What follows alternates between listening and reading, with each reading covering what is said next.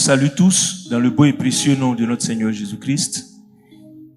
Que la paix et la grâce de notre Dieu reposent sur la vie de chacun d'entre vous au nom de Jésus. Il faut bénir Dieu. Parce que certains voulaient le bénir, n'en ont pas eu l'occasion. À toi, Dieu a fait la grâce de traverser une année. Et tu es rentré dans une nouvelle année. C'est une nouvelle saison. Qui dit nouvelle année, normalement doit dire nouvelle chose. Alléluia. Donc, je souhaite à chacun de vous qu'il y ait de nouvelles choses, que Dieu vous accorde de nouvelles choses et de bonnes nouvelles choses. Alléluia.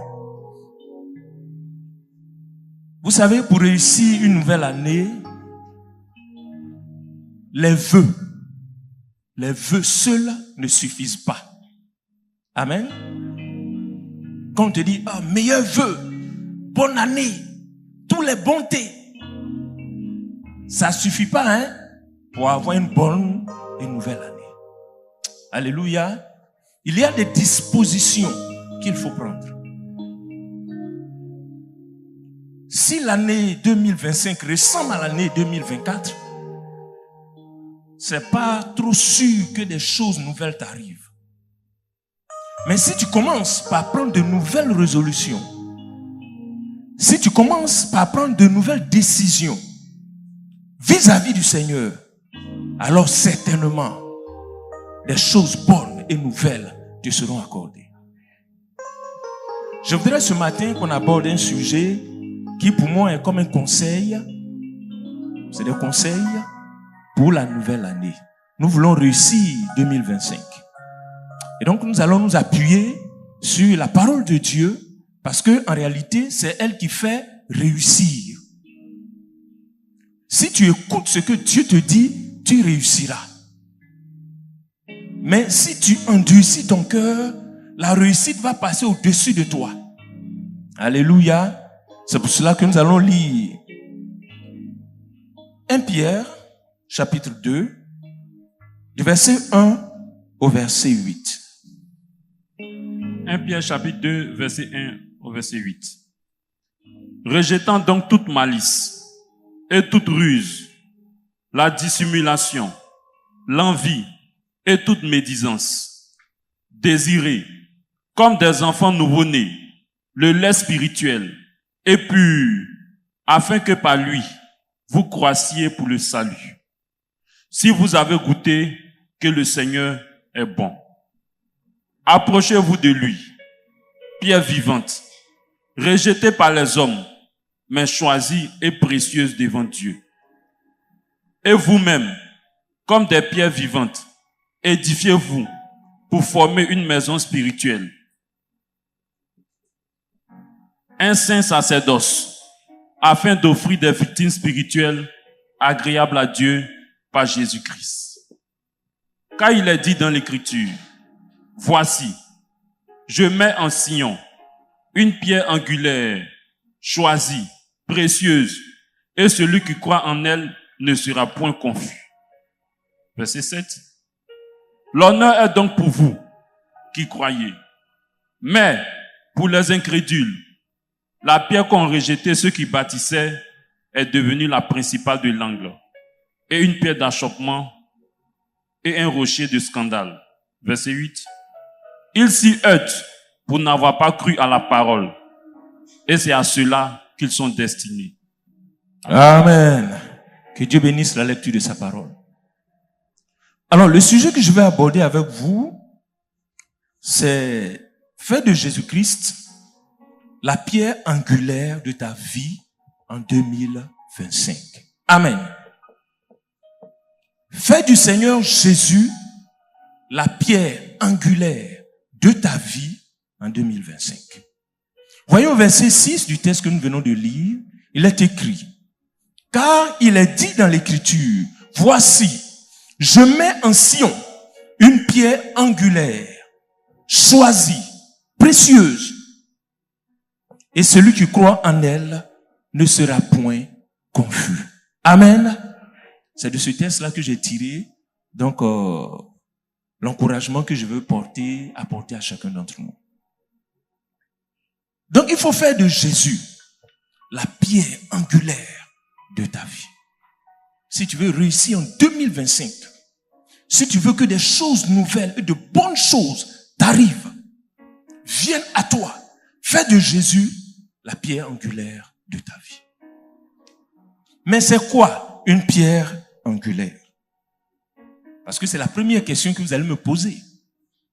Tu dis, il faut qu'on fasse, ou bien il faut que nous fassions de Jésus notre pierre angulaire. Mais la pierre angulaire, c'est quoi? Une pierre angulaire qu'on appelle également pierre d'angle, parce que dans pierre angulaire, il y a angle.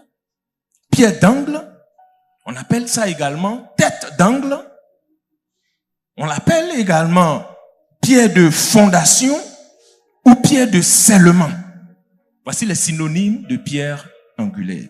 Donc la pierre angulaire, c'est la première pierre posée dans la construction d'une fondation. Vous savez, frères et sœurs, dans les temps anciens, c'est pas comme maintenant, dans les temps anciens,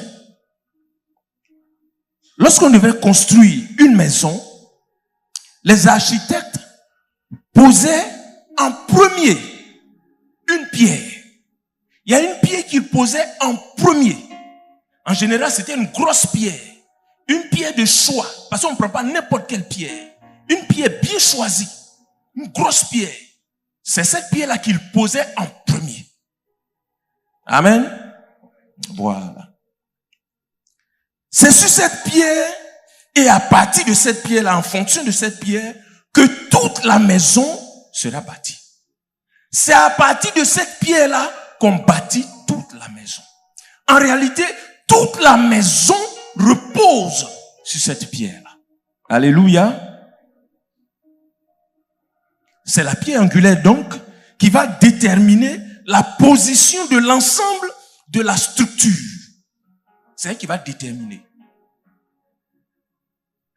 C'est la pierre angulaire qui donc va assurer la solidité de toute la maison. C'est pour cela qu'on ne prenait pas n'importe quelle pierre pour en faire une pierre d'angle ou bien une pierre angulaire. Il fallait donc choisir une bonne pierre parce que c'est sur elle que toute la fondation et finalement toute la maison va reposer. C'est la clé de voûte de la maison. Donc vous voyez qu'une pierre angulaire, c'est une pièce fondamentale dans la construction de toute maison à cette époque-là. Une pierre angulaire, c'est quelque chose de fondamental.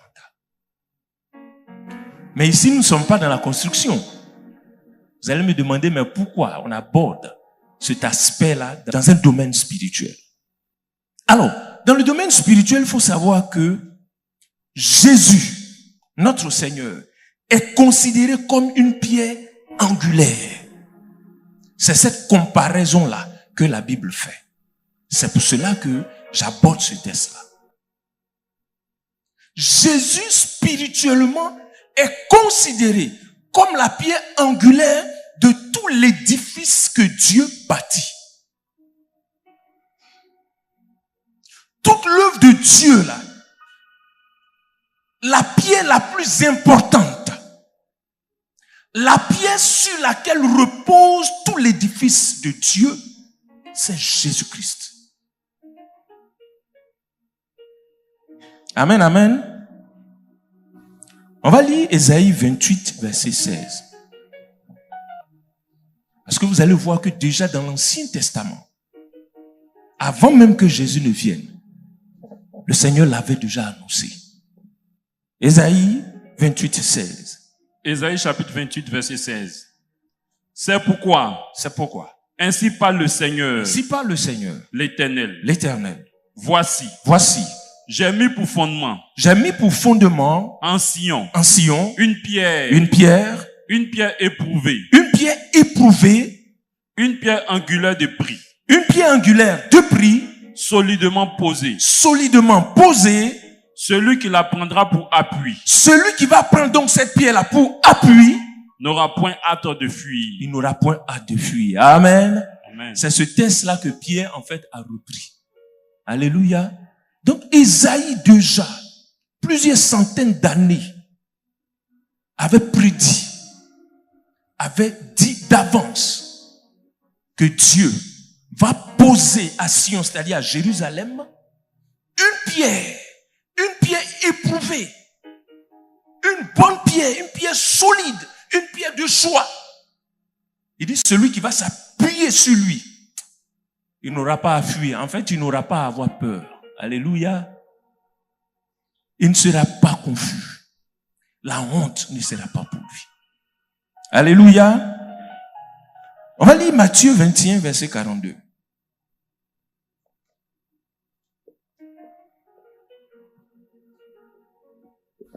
Matthieu chapitre 21, verset 42. C'est ça. Jésus l'a dit. Jésus donc va dire aux principaux sacrificateurs et aux anciens du peuple, n'avez-vous jamais lu dans les Écritures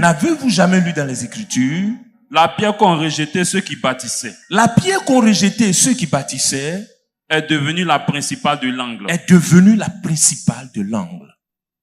Amen. Amen. Merci. Que Dieu te bénisse. Donc, ce texte-là, en fait, c'est dans le psaume 118 que le Seigneur a tiré ce texte-là. C'est encore dans l'Ancien Testament que Dieu déjà prédisait que la pierre que ceux qui bâtissent ont rejetée est finalement devenue la pierre principale de l'angle, la pierre angulaire. On va lire Acte 4, verset 11. Je suis en train de vous démontrer que c'est Jésus qui est la pierre angulaire. Acte chapitre 4, verset 11. Verset 11, c'est ça. Jésus est la pierre rejetée par vous qui bâtissez. Jésus est la pierre rejetée par vous qui bâtissez. Et qui est devenue la principale de l'angle. Et qui est devenue la principale de l'angle. Amen. Donc, c'était Pierre et Jean qui étaient devant le Sanhédrin. Le Sanhédrin, donc, qui est le grand conseil d'Israël, donc, qui les interrogeait sur Jésus. À propos, donc, de ce qu'ils enseignent sur Jésus. Donc, Pierre et Jean vont se lever et ils vont leur dire que Jésus est la pierre que vous avez rejetée. Il est la pierre angulaire que vous avez rejetée. Alléluia. Donc vous voyez que ce que nous disons, c'est attesté. Il y a des preuves. Jésus est la pierre angulaire de toute la bâtisse, de toute la structure, de toute l'œuvre, de l'église. Devant, on va voir que Jésus, il est la tête. Il est le chef de l'église. Il est la pierre angulaire. On va lire ces textes-là, vous allez voir. Lisons Éphésiens 2, verset 20. Éphésiens chapitre 2, le verset 20. Éphésiens chapitre 2, verset 20. Vous avez été édifiés. Vous avez été édifiés sur le fondement des apôtres. Sur le fondement des apôtres. Et des prophètes. Et des prophètes. Jésus-Christ lui-même. Jésus-Christ lui-même. Étant la pierre angulaire. Étant la pierre angulaire. Amen. Amen.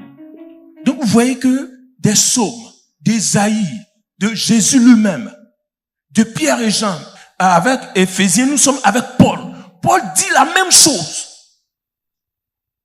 Il dit Jésus est la pierre angulaire sur laquelle nous avons été édifiés, bâtis, construits. Jésus-Christ est la pierre angulaire sur laquelle l'église est bâtie. Une église qui n'a pas pour pierre angulaire Jésus n'est pas une église de Jésus. Elle est toute autre chose, sauf l'église de Jésus-Christ. L'église de Jésus-Christ, c'est l'église où Jésus est la pierre angulaire, est l'élément fondamental. C'est sur lui que repose tout tourne autour de lui. Vous savez, souvent, on a affaire à des églises, à des organisations religieuses où tout ne tourne pas autour de Jésus. Tout tourne autour d'un individu. Ça, c'est pas bon. C'est pas l'église de Jésus. Parce que dans l'église de Jésus, Jésus est la pierre angulaire. Il est la personne la plus importante. Tout tourne autour de lui. Tout repose sur lui. Tout ce qu'on dit, c'est de lui. On ne parle pas de quelqu'un. Alléluia. On va lire 1 Corinthiens 3, verset 11. 1 Corinthiens chapitre 3, verset 11. C'est ça. Car personne ne peut poser un autre fondement. Donc Paul va revenir encore. Il dit car personne ne peut poser un autre fondement que celui qui a été posé. Que celui qui a été posé, savoir Jésus-Christ. Jésus-Christ. Amen. Les Écritures sont claires. Sur ça, il n'y a pas de discussion. Il n'y a pas de discours autour de ça. Jésus, il est la pierre angulaire sur laquelle toute l'œuvre de Dieu est bâtie.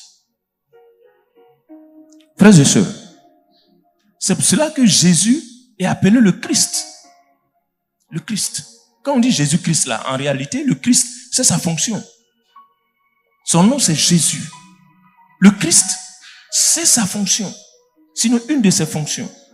C'est-à-dire le Messie, le Sauveur, l'élu de Dieu, le coin. C'est lui. Alléluia. Jésus est le Seigneur des seigneurs. Dieu a fait de Jésus le Seigneur de tous les seigneurs, le prince de tous les rois de la terre. Et Dieu l'a élevé au-dessus de tout. Au-dessus de Jésus, il n'y a que Dieu lui-même. Alléluia. Il n'y a pas quelqu'un, même à égalité avec Jésus. Ça n'existe pas. Amen, amen. Voyez, Romains nous dit que c'est de lui, par lui et pour lui que sont toutes choses. Ailleurs, on dirait, Jésus, c'est pas l'homme, hein? Tout dépend de lui. Tout dépend de lui. Il est la pierre angulaire. C'est pour ça que tu dois faire de Jésus la pierre angulaire de ta vie en 2025. Si tu le laisses, tu vas bâtir sur du vent. Si tu laisses Jésus, ce que tu vas faire là, on va lire la parabole tout à l'heure. C'est comme si tu bâtissais sur du sable. Ça ne pourra pas tenir. C'est sur lui qu'il faut bâtir. C'est sur Jésus seul. C'est lui seul qui mérite qu'on bâtisse sa vie sur lui. Lui seul. Alléluia. Alors, l'autre question que vous allez me poser, comment on fait pour faire de Jésus donc la pierre angulaire de sa vie, n'est-ce pas? C'est évident, hein? Voilà, ça va de soi. Alors, pour faire de Jésus la pierre angulaire de sa vie, on va s'en tenir à ce que Pierre a dit ici. Revenons donc dans 1 Pierre 2. La première chose à faire, si tu veux que Jésus devienne la pierre angulaire de ta vie, on la trouve déjà au verset 1 de 1 Pierre 2. Il dit, rejetant donc toute malice et toute ruse, la dissimulation, l'envie et toute médisance. Amen, amen. Si tu veux faire de Jésus la pierre angulaire de ta vie, commence d'abord par rejeter toute espèce de mal. Je pensais que tu allais dire amen, hein?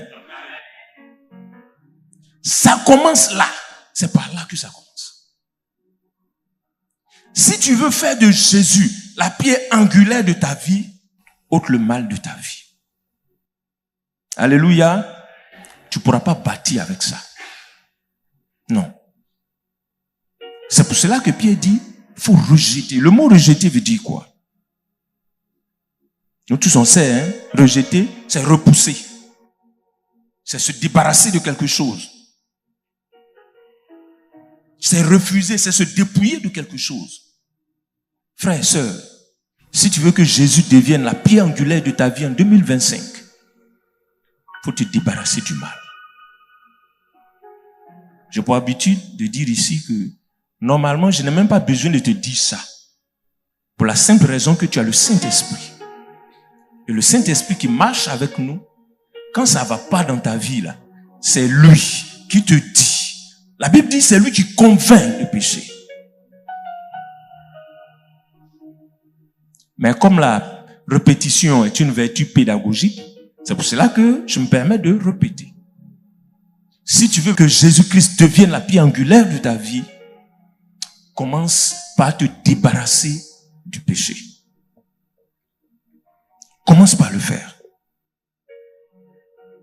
Et ici, les péchés dont Pierre fait mention, il parle de la malice. La malice, c'est quoi? C'est la méchanceté.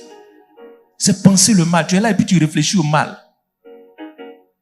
Tu es là et puis tu penses au mal. C'est comme tu es là et puis tu me regardes et tu dis, regarde sa tête là. Tu vois, ça c'est mal ça. Ma tête a fait quoi matin là? Tu vois? Ça veut dire que tu nourris le mal. C'est pas bon. Est-ce que vous voyez? La malice, la méchanceté. Faut pas méditer le mal. L'Écriture dit quelque part, ne te laisse pas vaincre par le mal, mais surmonte le mal par le bien. Pour vaincre le mal, il faut utiliser le bien. C'est pas se concentrer. Tu peux te concentrer comment? Le mal ne va pas partir. Le seul moyen pour toi de vaincre le mal, utilise le bien. Amen. Donc, il faut repousser, il faut rejeter la malice. Il a également parlé de la ruse. C'est quoi la ruse? La ruse, c'est les tromperies. C'est le mensonge. C'est tromper les gens. C'est ça la ruse. Quand on dit de quelqu'un qu'il est rusé, ça veut dire il fait les choses façon. En fait, c'est pour te tromper, quoi. Tout ce qu'il dit là, c'est pour te tromper. Non, frère, oh non, mais je suis très malade. Mon ventre là. Je n'ai pas dormi de la nuit, hein.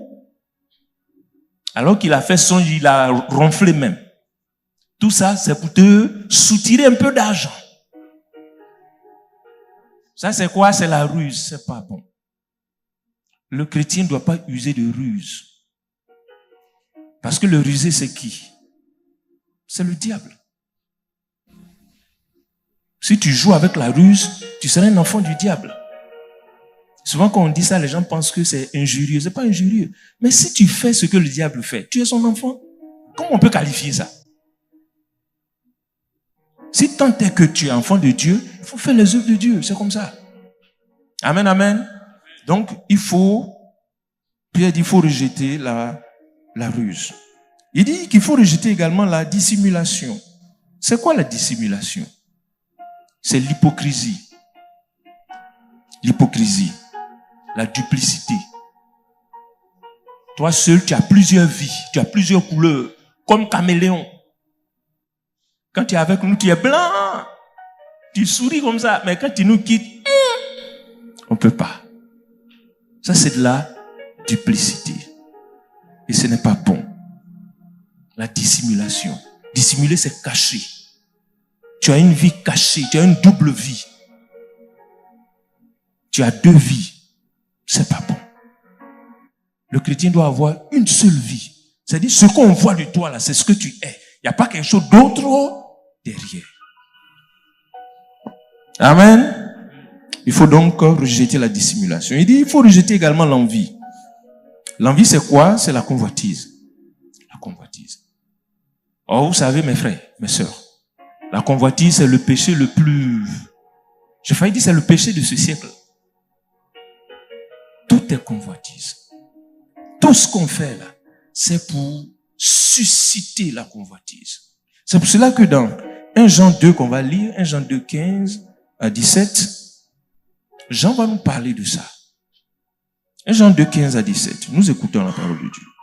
1 Jean chapitre 2, verset 15 à 17. C'est ça. N'aimez point le monde. N'aimez point le monde. Ni les choses qui sont dans le monde. Ni les choses qui sont dans le monde. Si quelqu'un aime le monde. Si quelqu'un aime le monde. L'amour du Père n'est point en lui. L'amour du Père n'est point en lui. Car tout ce qui est dans le monde. Car tout ce qui est dans le monde. La convoitise de la chair. La convoitise de la chair. La convoitise des yeux. La convoitise des yeux. Et l'orgueil de la vie. Et l'orgueil de la vie. Ne vient point du Père. Ne vient point du Père. Mais vient du monde. Mais vient du monde. Verset 17. Et le monde passe. Et le monde passe. Et sa convoitise aussi. Et sa convoitise aussi.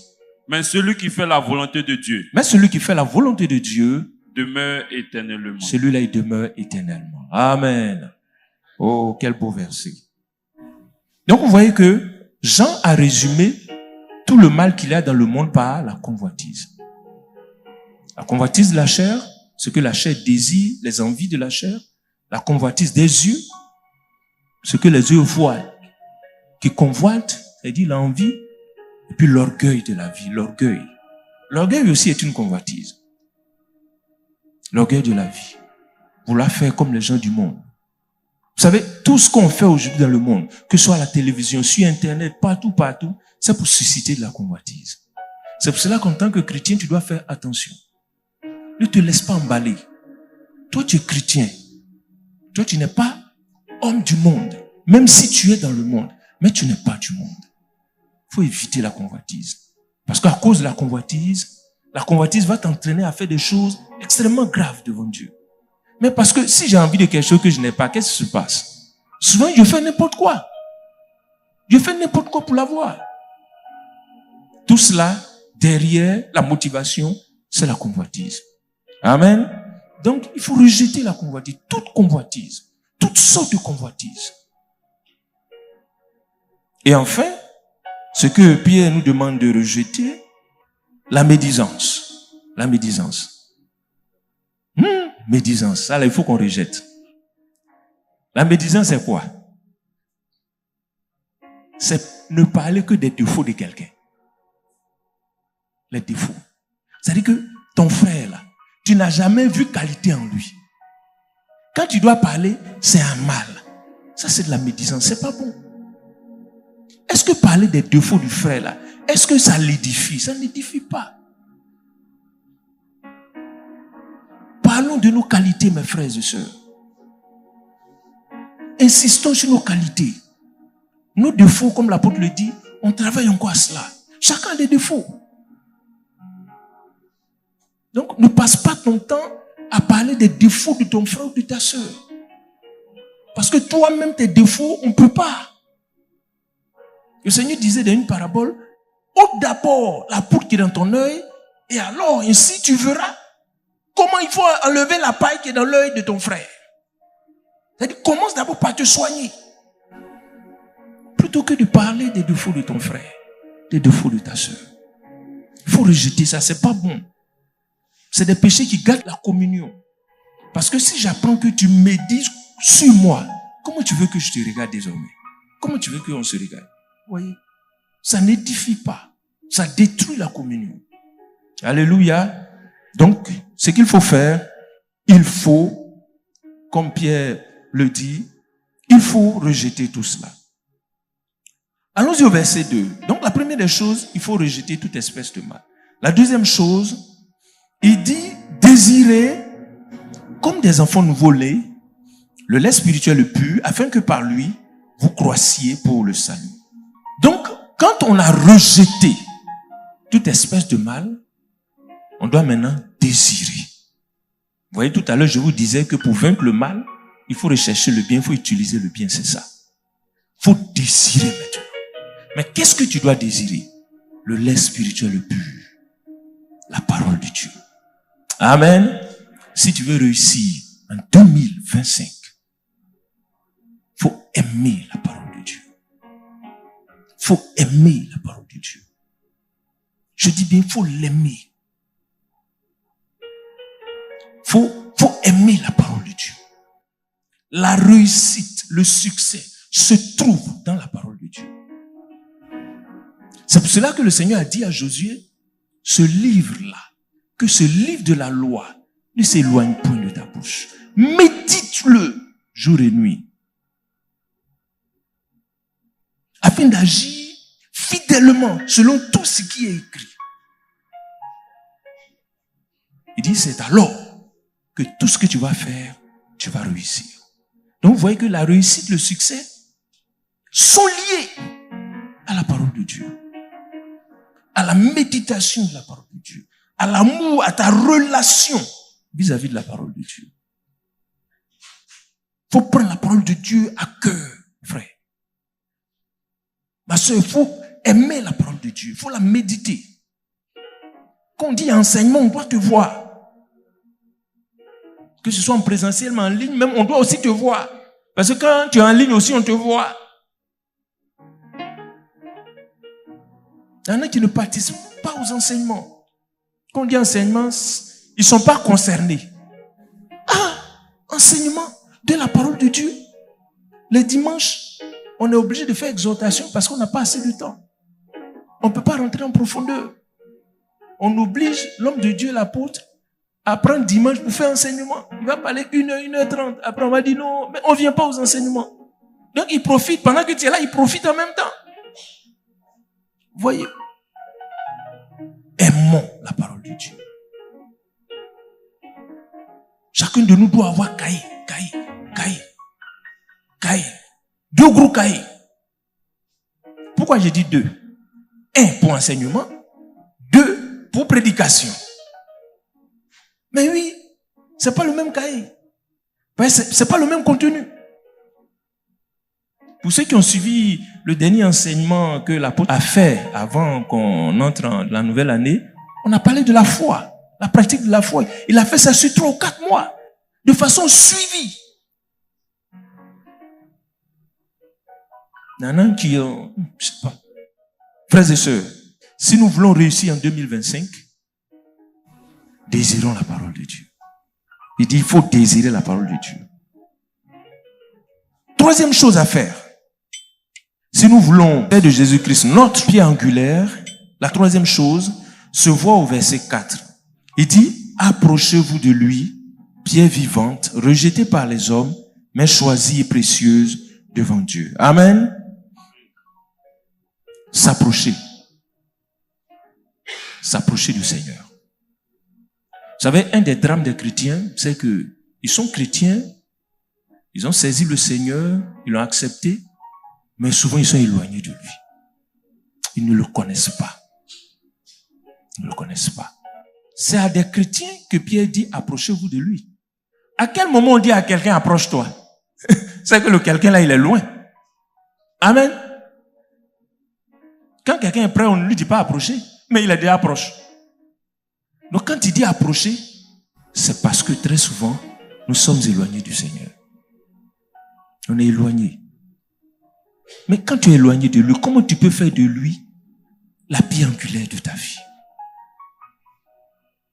C'est pas possible. Tu ne le connais pas. Tu adores quelqu'un que tu ne connais pas. Ou du moins tu le connais très peu, insuffisamment. C'était le problème des Samaritains. Ils adoraient Dieu sans le connaître. Faut pas adorer Dieu sans le connaître. Faut pas adorer le Seigneur Jésus sans le connaître. C'est pas possible. Cherche à le connaître. Paul a fait de la connaissance de Jésus tout le combat de sa vie.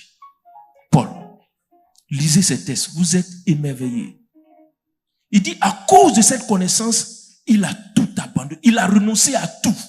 Il dit, il regarde tout comme de la boue à cause de la connaissance de Jésus-Christ son Seigneur. Mais est-ce que nous connaître Jésus, ça nous intéresse? C'est le dernier de nos soucis. C'est le dernier, hein? C'est le dernier de nos soucis. Pourtant, ça devait être la première de nos préoccupations, le connaître. Parce que tu ne peux pas faire de lui la pierre angulaire de ta vie si tu ne le connais pas. Parce que ce n'est pas une connaissance livresque. Non, Jésus a fait ci, Jésus... Non. C'est une connaissance vivante. Est-ce que vous comprenez? C'est une connaissance vivante. Tu le connais vraiment. C'est pas on dit. Non, on a dit, on a parlé de... Non. Tu le connais personnellement. Tu le connais et lui aussi te connaît. Vous connaissez. C'est ça. C'est de cette connaissance-là qu'il est question. Que Dieu soit béni, il faut s'approcher de lui. Il faut s'approcher de lui. S'éloigner, ce n'est pas bon. Si tu es loin, 2025 ne sera pas bon pour toi. Ça sera encore les mêmes répétitions. C'est vrai, on a dit bonne année, que tous les bons thés soient avec toi. Les bons thés, ils vont te sauter. Voilà, bon thé, sauter, vous voyez, non? Ça rime là. Que Dieu soit béni. Donc Pierre dit, approchez-vous de lui. Approchons-nous de lui. Si nous voulons faire de Jésus la pierre angulaire de notre vie, approchons-nous de lui. Approchons-nous. Cherchons à le connaître. rentrons plutôt en intimité avec lui, dans la prière. Parce que comme on connaît quelqu'un, c'est quand on converse avec cette personne, quand on a relation, on commerce. Dans un français, c'est-à-dire, on a relation avec cette personne-là. Cherche ça. Cherche l'intimité avec le Seigneur. Cherche à le connaître. Cherche à connaître ce qu'il attend de toi. Que Dieu soit béni. L'autre chose qu'il nous faut faire, pour faire de Jésus donc la pierre angulaire de notre vie,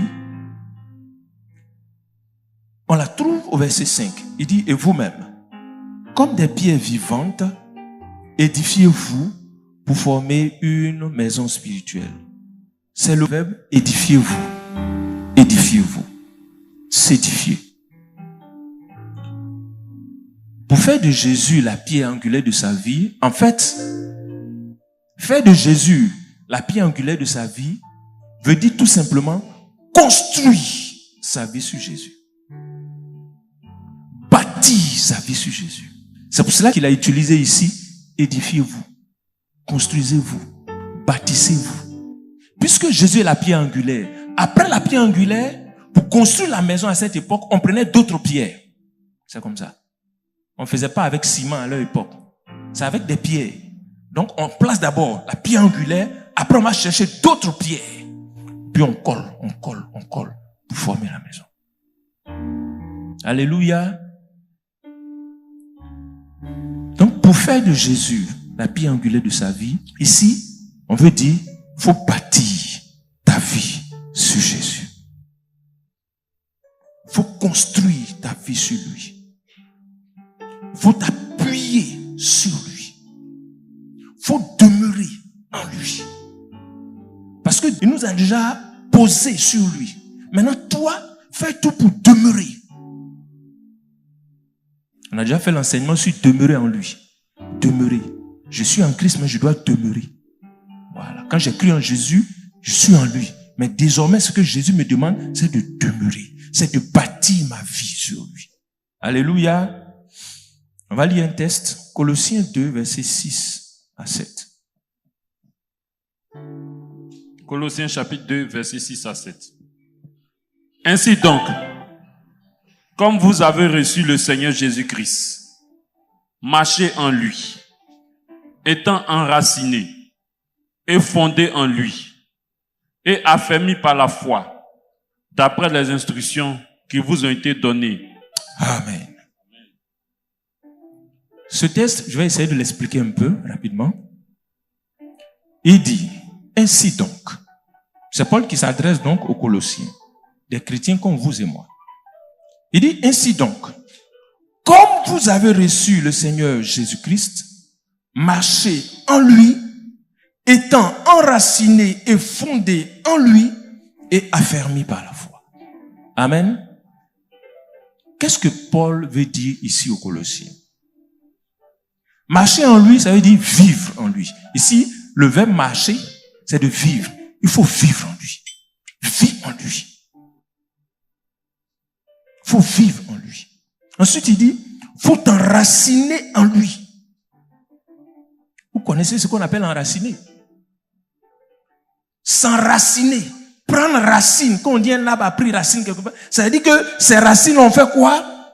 Ces racines sont entrées, se sont implantées. Donc il faut que les racines de ta vie, les racines de ton être s'implantent solidement, profondément en Jésus. C'est ça, s'édifier sur Christ. Le prendre comme pierre angulaire. Parce que la pierre qu'on adosse, qu'on met sur la pierre angulaire doit pouvoir résister, doit pouvoir tenir. Parce que si elle ne tient pas, la maison va s'écrouler. Il faut t'enraciner en lui. Ça veut dire qu'il faut t'attacher solidement. Il faut t'attacher solidement à lui. Dans ta marche de chaque jour, il faut t'attacher à Jésus. C'est ça, s'enraciner en lui.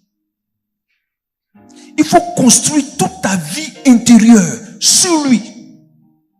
Parce que c'est des choses spirituelles qu'on est en train de parler. Ce n'est pas des choses matérielles. on a pris seulement la pierre matérielle pour symboliser, pour enseigner le spirituel. Que ta vie intérieure là s'implante en Jésus. Il faut que toutes tes pensées soient en lui. C'est ça, s'enraciner en lui. Parce que si tu n'es pas enraciné en lui, ce qui va se passer, c'est que quand les difficultés vont venir, tu vas partir. Parce que les difficultés vont venir. Jésus n'a pas dit que quand tu crois en lui, il n'y a plus de difficultés. Hein. Si on t'a dit ça, c'est mensonge, c'est gros mensonge. Avec Jésus, il y a difficulté. Mais si tu es enraciné en lui, les difficultés ne vont pas pouvoir t'emporter. Les vents vont souffler, mais tu vas demeurer.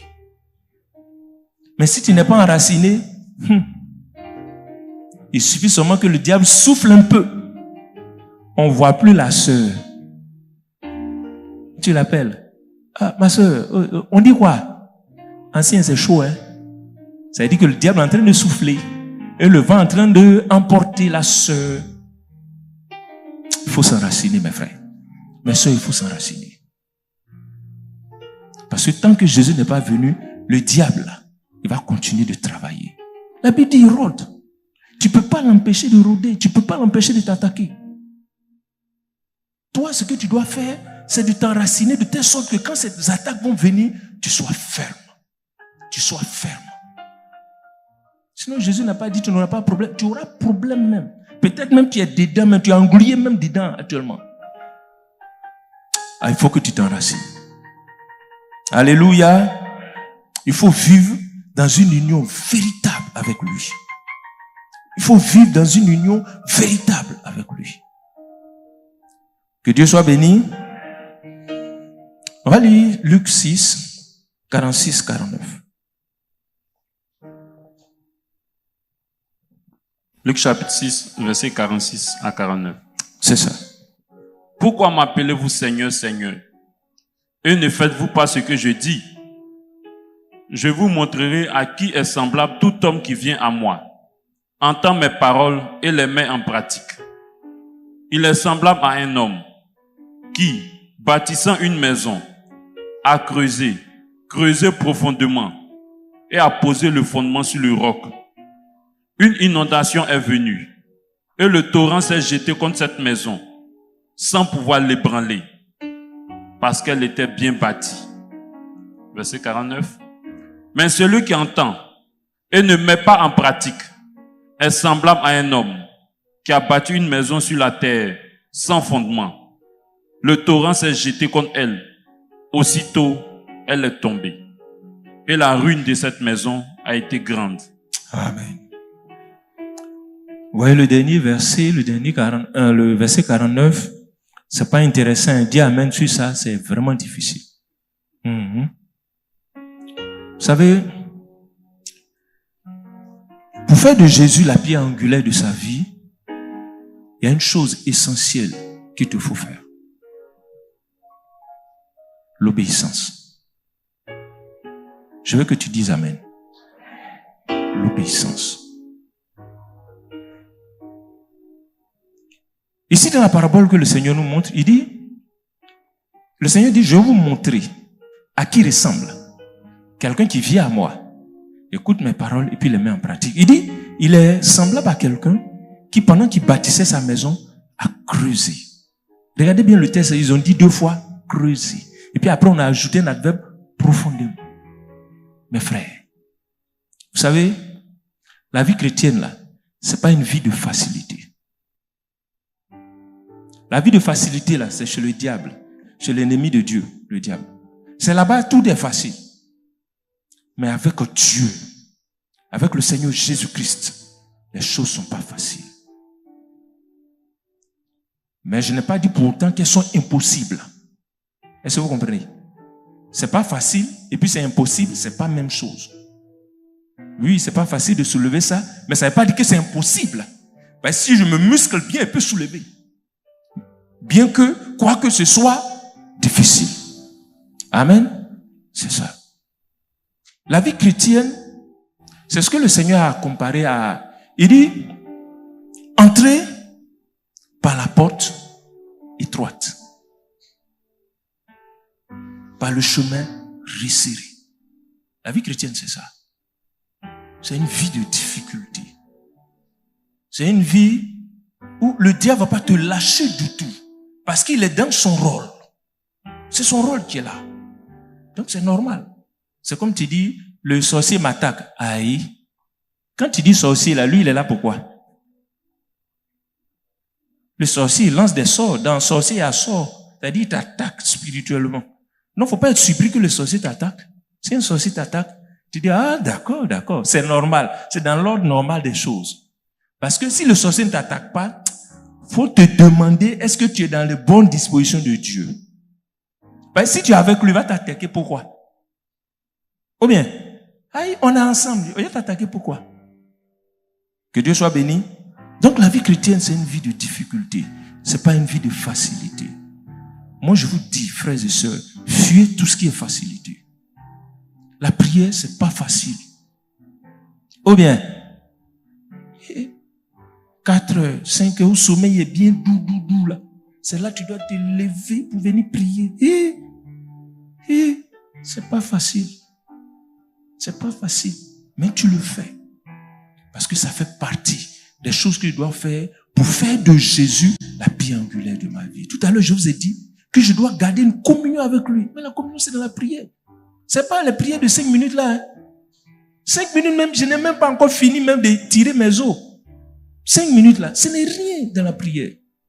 En tout cas, pour quelqu'un qui aime la prière, 5 minutes, tu n'as encore rien fait. Tu n'as même pas encore fini l'échauffement. Tu as dit, dis merci à Dieu là, pour nous c'est l'échauffement. Tu n'as même pas encore fini de dire merci. Tu as dit merci pour toi. Si tu es marié, pour ta femme ou bien pour ton mari, pour chacun de tes enfants, pour tes parents, 5 minutes. Tu n'as même pas encore fini. Pourtant, c'est ce que nous devons faire. C'est ce que nous devons faire. La prière, c'est pas facile. Jeûner, c'est pas facile. Pendant que tout le monde mange. Et souvent, c'est pendant tes temps de jeûne là même, les gens préparent bien. Les bons trucs, ça veut dire que ça... Tu as envie de couper ton jeûne. Il ne faut pas couper des... La vie chrétienne n'est pas facile. Alléluia. Frères et sœurs, je vais m'arrêter là. Je voudrais qu'on retienne de tout ce que j'ai dit. Jésus doit être la pierre angulaire de notre vie. Cherche-le jour et nuit. Laisse-le, il va te remplir. Ça dit qu'arrivé un moment, il faut que tu sois capable de lui dire, Seigneur, sans toi, je ne peux rien faire. Et ça, c'est pas du bout des lèvres, mais c'est avec la profondeur de ton cœur. Seigneur, sans toi, je ne peux rien faire. Sans toi, je ne suis rien. Quand tu arrives à ce niveau-là, c'est que Jésus est vraiment, il est devenu la pierre angulaire de ta vie.